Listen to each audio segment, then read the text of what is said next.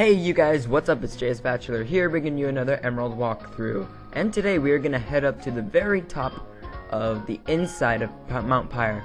And last episode we took on Rival May, entered Lily Cove, did a small little tour of Lily Cove City, and we headed to the entrance of Mount Pyre. So there's going to be a lot of trainers in here, and the wild Pokemon in here are ghost type. You can, assume, since the whole mountain's basically a graveyard. But I mean, yeah, so I never really got to show off Blaze in the last episode because I was running really close on time and it had just evolved. But Blaze Kick, my mistake, it is 85 power and I think it's 95% accuracy, something like that. But yeah, Blaze, his attack, special attack, and speed mostly went up by a lot. And he is by far my strongest Pokemon on my team.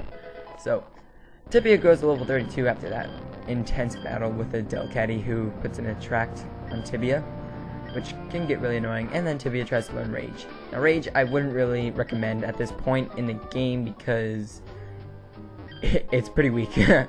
So right here you find an Ultra Ball, and of course the Ultra Ball has better catching percentage than a Great Ball or a Pokeball, but not as good as Master Ball, of course, because the Master Ball is so masterful, right? That hole that you see down there, you don't want to go down there, but I remember talking to this lady, memories of my darling Skitty. My eyes overflow thinking about it. That is so sad, I always thought Pokemon could never die, It's like, poor Skitty. I'm gonna switch to Air Crazer, put him in front because I want him to get into 30s since he's still in the 20s. He's kind of alone, so I'm gonna train him throughout Mount Pyre. So we start off this battle with, who is this psychic lady? Psychic Kayla. She's gonna start off with a Wobbuffet. Now Wobbuffet is pretty cool, I guess you could say. I'm trying to think of the only attacks it can learn. It can learn Destiny Bond, Counter, oh darn it, something else, like 2 other moves, but most of it, and Mirror Coat, that's right. So most of its attacks are copies off your opponent's attack, or counter, and everything like that. So Wobbuffet, I wouldn't recommend using it, but it's pretty cool Pokemon. I mean, come on, he's saluting you, right? So I'm just gonna send out Natu, which is the first form. It evolves into Shatu. How do you say it? Shatu, is that right? I don't know. Oh, looks like Aerocraze is a girl. I just realized that.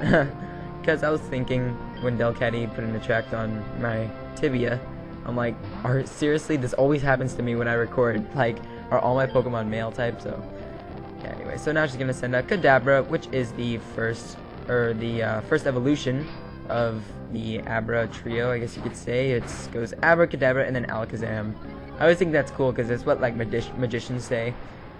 Abracadabra and then Alakazam, the magic words, Anyways, Air Crazer goes up to level 29 with no damage, and he learns Air Cutter, which is a fairly good move actually. I think it's 55 damage and 95% accuracy, and it's a special type move. I think that's right, because I'm kind of, yeah, Air Slash. I don't think you can get Air Slash in this game. I'm not sure. I can't really remember. I've been playing Soul Silver lately, and I have a Skarmory in that game, and it learned Air Slash, and that's 75% damage, or 75 damage. Anyways, now, oh god, it's a Pokemon breeder. This is gonna take a while. Starts off with a Skitty. My eyes are overflowing with tears because this person has a Skitty and the other person's Skitty died. They were probably friends and everything. Anyways, I take this thing out with 1 Steel Wing, no problemo at all. Okay, you guys, so I have finished exams. Hooray, I am really glad about that, and I got my grades back, and they so far look pretty good. So that means that I am out of quarantine officially. I guess you could say that, and I am totally active, and I am totally ready to make a bunch of videos for you guys. So I'm going to try to upload every day, but it takes a lot of editing with the new sidebar, as you can see there. It takes a lot of editing, and I might be able to upload one a day if I'm kind of feeling, you know, like, because, you know, there's points when you, if you guys are walkthrough or you make LPs, there's always a point where you're just like, I don't feel like making one, but I haven't made one in like a week, right? It's like, I love to do it, but, you know, once you've been doing it for almost half a year, like, or no, I've been doing it for more than half a year, it gets kind of tired of it, you know. So if I don't upload for like 2 or 3 days, I'm sorry, you guys, you know, but I'm gonna try to upload one a day, don't worry. And it's really fun. I love making walkthroughs or LPs so much. It's a great hobby for me. But yeah, so anyways, we're still in this battle because she has 6 Pokemon. We're on our last Pokemon, which is a Tailo. This thing is quite annoying, so I'm just gonna use a Steel Beam. What else has happened to me today? Let's see. I played Black Ops at my friend's house today. That was pretty fun. I won't lie. I like Black Ops a lot. What else? Gosh. Days have been pretty dull recently. Okay, you know what really sucked is, like, we had an extra day of school. We finished exams, we got 2 days off during the week, and then we had to go to school on Friday, but it was a half day, and it was just getting our exams back. But it was, to tell you the truth, a big waste of my time, I guess, because I'd rather just see what my grades are in Power School. Power School is the grading system, or not the grading system. You go on the internet, I'm not sure if you guys use Power School, but go on the internet, type in Power School, and whatever your username or password is for your school, it shows your grades and everything. I'd rather just look at the grades there, but, you know, it's okay. So this Psychic Williams has 2 routes, and I'm pretty sure he has a Curlia as his last Pokemon, because, you know, 2 routes, and the last one probably isn't going to be another routes, because who has that, right? Then again, who has 2 routes in a Curlia? Yep, Curlia. Voice cracked, sorry. Okay. I'm gonna use a secret power on this thing, and it knocks it out in 1 shot. Thing is about Curlia is, like, I only got, what, like 300 EXP points from Ralts, and then I got double that. Curlia isn't that good of a Pokemon compared to Ralts. It barely improves on anything. But yeah, it's weird, you know. Yeah, I just do it for the experience points. So now we're gonna face this Hex Maniac Tasha. These people are kind of creepy because they, you know, like in the first generation, what's it called? The graveyard place, you know. What's it called? It's the one in Lavender Town. It has those hexes in there, and they're really freaky. And they say like the weirdest things, like for, like randomly one lady would just be like, like saying like something that makes absolutely no sense at all. I just think that's kind of funny. That's basically who these people are. I didn't see what she said back there, but anyways, moving on to the next floor. There are a lot of floors in this place, and there are a lot of graves, so it's pretty depressing. Teacher, please watch over my progress. Okay, so apparently I guess this guy's teacher must have passed away, so he's visiting his grave, but I thought this was a place for Pokemon, but never mind. Because he says watch over me, so, you know. Anyways, Air Cutter. Takes out half of its health. Air Cutter. I'm pretty sure that Fly would have done a lot more damage to Hariyama, but I'm too lazy to do the double move thing. But yeah, Hariyama does a Vital Throw and gets me pretty low in health. He takes out a big nasty chunk of my health. And I just read that guy's name. It's Atsushi. Atsushi? Is that really a name? Atsushi? That's pretty cool.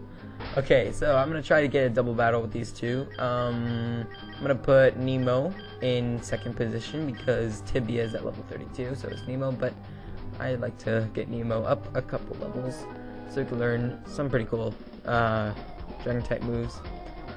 So anyways, fighting this double battle. Who are they gonna send out? They have 2 Pokemon, Wobbuffet and Sableye. Oh crap. I hate Sableye. It has no weakness. It's just like Spiritomb from Diamond Pearl, or Platinum as well. 4th generation to be exact. No weakness whatsoever. Which is pretty annoying. Alright, I'm gonna go for Air Cutter and a Dragon Rage apparently for Wobbuffet. Wow. I don't know why I did that. That's kind of stupid because Sableye has no weakness. It's better to take it out. Okay, because Wobbuffet has a lot of hit points. So, okay. What is that? Like 1/4 of its health, and Dragon Rage does 40 HP. So, yeah, he has quite a bit of hit points. You know what? I'm gonna do the math. Okay, 40 plus 40 is 80. 80 plus 40 is 120. So he has 160 hit points, approximately. So Air Cutter hits both of them, apparently. But then Wobbuffet uses Mirror Coat, so I end up hitting Nemo. The joy of Mirror Coat. Oh wait, it didn't hit both of them. It looks like it did. Oh no, wait, did Sableye use Detect? I'm totally out of this battle. I'm serious. Like, I'm just blabbering about nothing right now. Okay, Wobbuffet's getting kind of annoying, and hopefully Aircrazer won't die. But this is the last battle in Mount Pyre. But there is at the first floor. Oh yeah, I remember that. Counter, great timing. I'm gonna send out Nightmare now. On the ground floor, there is another exit to outside, and you can climb up the mountain from the outside. And we will encounter Team Aqua, but I'm probably not gonna show that in this video because it would be too long. But on your way down, you'll be rewarded. That's what the holes in the ground are for. You can just hop down there, and then you're gonna get 3 items, I think. 3? Is that right? You're gonna get a TM and then a couple of incense, if I remember correctly. I'll explain them once we find them, but now we defeated the double battle. And Skarmory. I guess you can join the other Pokemon in this cemetery. But, you know, it's cool. And why would I agree to register a Hex Maniac, right? I'd be just like creeped out, like, okay lady, leave me alone please. So this is the first item and the reason why you climb Mount Pyre in the first place. You get Team 30 Shadow Ball, which is a very good move, and I'm probably going to teach that to Shuppet. It's a special type move. It's ghost type with the power of 80, the quantity of 15, and the accuracy, I think it's 100% hit. I'm pretty sure it is actually. So okay, so next we find it lacks incense, and it lacks incense. Depending on what Pokemon you have, it increases the holder's evasion in battle by 5%. Anyways, these 2 holes, you want to choose the bottom one, because if you go on the top one, you miss, you fall on the other side there.